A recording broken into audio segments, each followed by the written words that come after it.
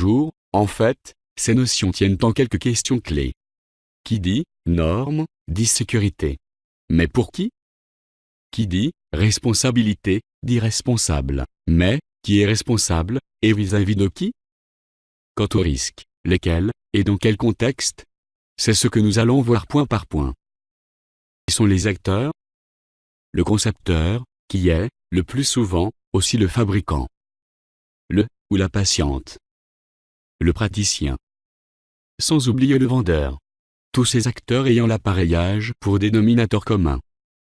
Prenons un premier cas de figure. Une lésion de type brûlure est apparue à la suite d'une séance d'électrothérapie, à l'endroit précis, où une électrode avait été placée par le thérapeute. Le courant administré était clairement décrit comme courant polarisé par le fabricant, et le matériel est à la norme ECE. La brûlure provient alors, très probablement, d'une erreur de traitement, et la responsabilité du thérapeute peut être engagée. Car celui-ci connaissait le risque de brûlure, et ne l'a probablement pas géré correctement, en suivant les protocoles liés à ce type de séance.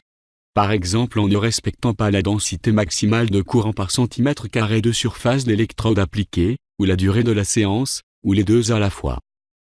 Deuxième cas de figure, le matériel n'est pas conforme aux normes en vigueur, et le thérapeute a parfaitement respecté le protocole d'usage en fonction du courant choisi. La responsabilité du fabricant est alors clairement engagée. Comment, en tant que thérapeute, rester serein dans notre pratique, face à des risques, qui, souvent, nous échappent? La parade magique est la norme ECE.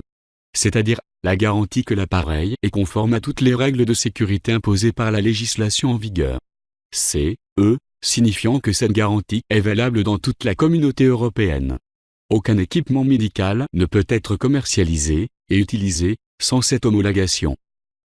En France, le LNE, GEMED, est le seul organisme habilité à effectuer les examens et essais d'un dispositif médical pour en vérifier la conformité à la réglementation en vigueur.